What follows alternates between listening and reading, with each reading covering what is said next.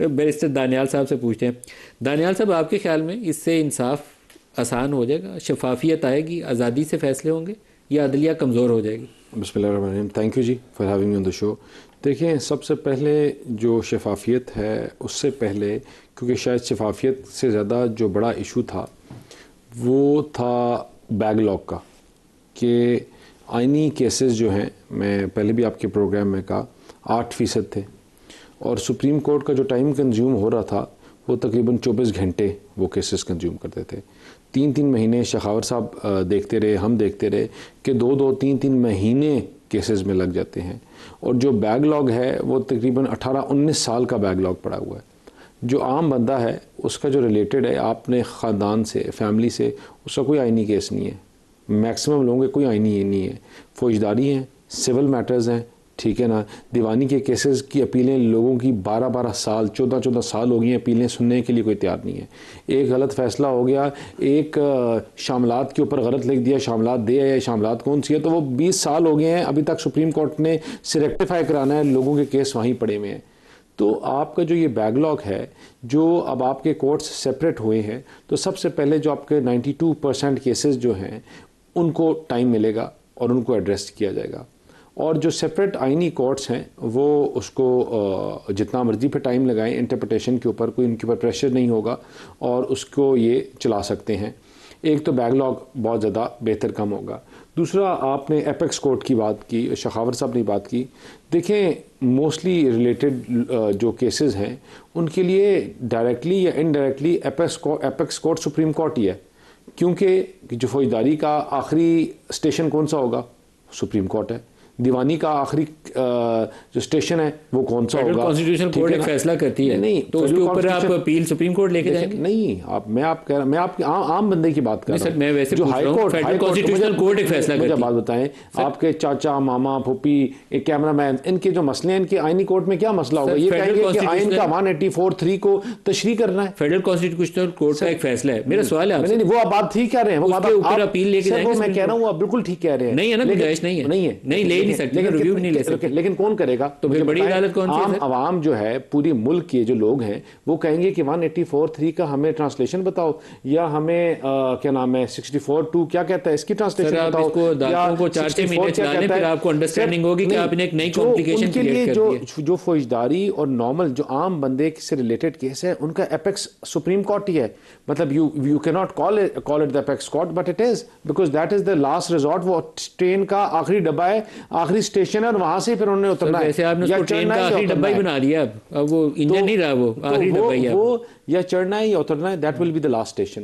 दूसरा, आपको इससे एक नज़र आएगा, देखिए दूसरा जो बहुत बड़ा एक डिबेट में सुनता हूँ रोज़ जो होती है, वो सबसे ज़्यादा जो इनको मसला है ना, वो है ट्रांसफ़र और पोस्टिंग्स का। मैं आपको सही बात बताऊँ, सबसे ज़्यादा जो इनको मसला हुआ है, मुझे बताएं कि पाकिस्तान दुनिया का शायद क्या अकेला मुल्क है जहाँ ये होता है। आप हो रहा है, आप जर्मनी उठा लें, आप जापान उठा लें, आप फ्रांस उठा लें, कहीं 2 साल है, कहीं 3 से 5 साल है, कहीं 4 से 5 साल है। आपके अनलिमिटेड टाइम के लिए कभी भी कोई जज एक स्टेशन पे जाके या एक जगह से रिस्ट्रिक्ट नहीं हो जाता। And one of the reason is कि आपके ऑटोमेटिकली कुछ कभी बायस हो जाता है, कभी आपके लाइक्स और डिसलाइक्स हो जाते हैं, इट्स ह्यूमन नेचर। तो आप व्हेन यू रोटेटेड आप रिवॉल्व अराउंड करते हो, तो ऑटोमेटिकली ट्रांसपेरेंसी बेहतर होती है। आपका फौज का जो इदारा है, आई थिंक वो it is one of the most बड़ा एक ऑर्गेनाइज स्ट्रक्चर है। वहाँ भी 2-2.5-3 साल जितना मर्जी आप फने खान हो जाओ, बेस्ट परफॉर्म कर दो, नदीम मलिक साहब से भी अच्छा परफॉर्म कर दो, लेकिन फिर भी 3 साल बाद 47 के 3 साल बाद केसेस लगे हुए थे इस्लामाबाद हाईकोर्ट के जजों के सामने, तो आपको वो जज जो एकदम दुखने लग गए थे। आप अगले दिन उठाएंगे उनको, उठा के तो फेंकेंगे आप उनको जैकबाबाद, किसी को वहां से सांस ना जैकबाबाद भेजें, कश्मीर भेजें, हाँ भेजेंगे, भेजें पाकिस्तान में जो आपका मुल्क है, हमारा मुल्क है। केस पकड़े ना आपको जज, तो आप उठा के उसको भेजेंगे। जो मैं कह रहा हूँ कि आप उनको भेजें, मतलब देखें ना, आप उनको भेजें या आप करेंगे, इनको भेजेगा कौन पहले बताएं? उनको मैं या आप तो नहीं भेजेंगे। जो उनको एलिवेट करता है, जो फोरम उनको चूज करता है, या तो होना मैं कहूँ कि दानियाल और नदीम मलिक साहब उनको उठा के भेज देंगे। जो आपको काउंसिल उनको चूज करता है वही उनके उस चीज़ को देखेगा। एंड आई थिंक कि जहाँ पूरी दुनिया में अगर ये हो रहा है, and this practice over the years, I think ये भी एक अच्छी प्रैक्टिस आएगी। मैं आपको बताऊं, अगर ये हम पिंडी में केसेस देखते हैं और करते हैं, पिंडी में बाज़ जजेस हैं जिनका एक ट्रेंड है कि उन्होंने एक सर्टन चीज़ के ऊपर, उसी केस के ऊपर, एक जज के पास लगेगा तो लोग बता देते हैं कि क्या फ़ैसला आएगा, दूसरे के पास लगेगा तो क्या फ़ैसला आएगा। बिकॉज आपको माइंड भी रीड करते हो, आपको चीज़ों को भी पता है, आपको पता है ये स्टे ऑर्डर देता है, ये खारिज कर देता है, ये बेल देता है, ये खारिज करता है, ये पोस्ट देता है, ये आफ्टर अरेस्ट देता है। मतलब एक माइंड सेट है दैट एवरी लॉयर जो कर होता है, प्रैक्टिस वो कर होता है।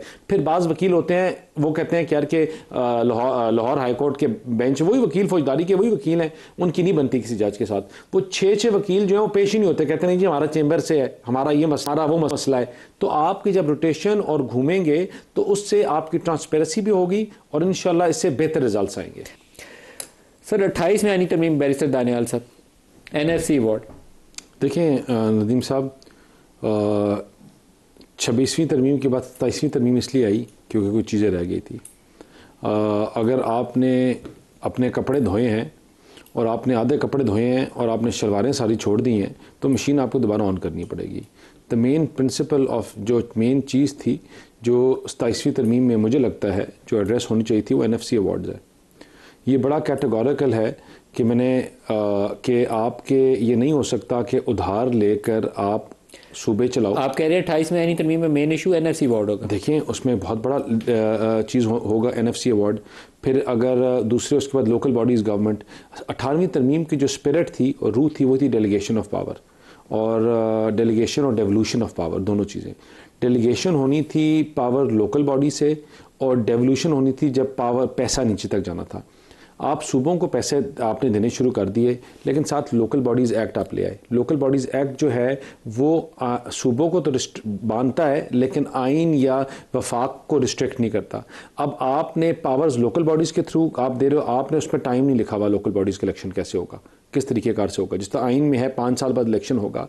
तो अगर आप चाहते हो डेवल्यूशन ऑफ पावर हो या delegation of power lowest level तक हो तो फिर आपको जिक्र करना पड़ेगा लोकल बॉडीज़ का, और लोकल बॉडीज़ का आइन में जब तक जिक्र नहीं होगा टाइम, तरीका कार किस तरह होगा तो नहीं होगा। दूसरा पैसा, लोकल बॉडीज देखें एक चीज और बता दें, देखिए NFC के ऊपर एक बहुत बड़ा जो इशू है। देखें आप एक पूल जमा करते हैं, आप सूबों को दे देते हैं, आपने सूबों को दे दिया किस चीज़ के ऊपर, पॉपुलेशन बेस के ऊपर। फिर उसके बाद आप एक ग्रांट देते हैं जो आप कश्मीर को देते हैं और GB को देते हैं। फिर आप ग्रांट देते हैं अफवाज को जो सूबों में KPK में या और सूबों में पहली बॉर्डर्स के ऊपर लड़ रही है, फिर हम उसको दोबारा ग्रांट देते हैं।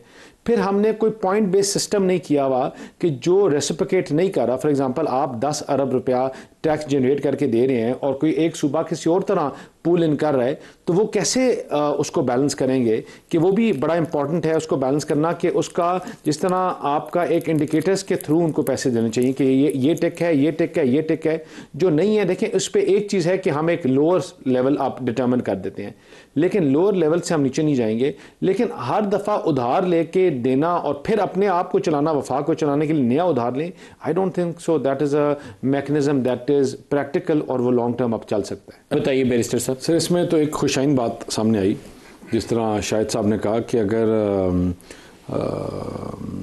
पैसों की जो इनके सूबे में अगर जो पैसा जा रहा है अगर उसमें कमी नहीं आती तो I don't think so they have an issue. तो शायद तो कह रहे हैं हमें सूबे को जो पैसा मिलना चाहिए उससे कम दे रही है तो अगर शायद अगर इसका मतलब ये ना कि अगर ज़्यादा दे तो फिर कोई इशू नहीं होगा, तो आप पैसे ज़्यादा ना। तो ये this is Avenue that is open and I hope कि इनकी जमात का भी फिर ये स्टांस रहे कि अगर पैसे जितने मिल रहे हैं उससे ज़्यादा मिलें और किस मद में मिलें। तो आप इजाफी पैसे देने को तैयार है अगर NFC की सपोर्ट हो जाए तो। NFC अवार्ड रिवाइज़ करना पैसों से ज़्यादा तरीक़ाकार रिवाइज़ होगा, अमाउंट्स से ज़्यादा तरीक़ाकार। वो पैसा डिवॉल्व होकर नीचे तक कैसे जाएगा, वो पैसा डिस्ट्रीब्यूट कैसे होगा और उस पूल से किस को जाएगा, ये बहुत इंपॉर्टेंट चीज़ें हैं उसमें। वो किसी से पैसे लेना या कम या ज़्यादा आपके 3-4 इश्यूज ऐसे हैं। इसमें AJK और GB की ग्रांट्स है, बेनज़ीर इनकम सपोर्ट प्रोग्राम है, और तीसरा आपकी डिफेंस स्पेंडिंग है। आपको इसका हल चाहिए, उसके बगैर आपका बजट नहीं ठीक हो सकता। आपने बिल्कुल ये आपने एक कूजे में बंद कर दिया है पूरे दरिया को। तो आपका इरादा क्या है? ये चीज़ें जो हैं, ये चीज़ें जब तक एड्रेस नहीं करेंगे तो मसले नहीं हल होंगे।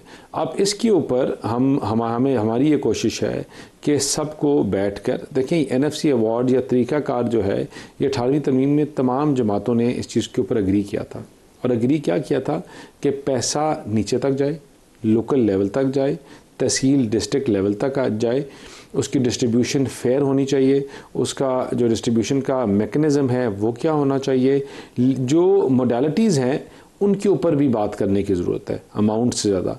और अगर देखें, अगर हम तनकीद बराए इस्लाह के लिए वी आर ऑलवेज़ ओपन, लेकिन यहाँ जो है ना अनफॉर्चुनेटली पॉलिटिक्स होती है तनकीद बाय तनकीद, ठीक है, कि जिन चीज़ों के ऊपर अग्री भी करो, लेकिन अगर आपकी हुकूमत वो बात करती है तो आप उससे डिसएग्री करो just for the sake of it. अगर तो इस तरह के डिसएग्रीमेंट्स होंगे तो then I think will come to no conclusion और आवाम सफ़र करेगी। लेकिन अगर बैठ कर तनकीद बाय इस्लाह के ऊपर काम करना है तो पार्लियामान है, एनएफसी अवार्ड्स के जो कमेटीज़ के बगैर तो नहीं होगा ना डिसाइड, या मीटिंग्स के बगैर तो नहीं होगा, उसमें अपनी राय दें, शायद इनकी राय हमसे बेहतर हो, शायद एक अच्छी राय सामने आए, लेकिन उसको एक कलेक्टिव तरीके के साथ हम सारे आगे लेके जाएं।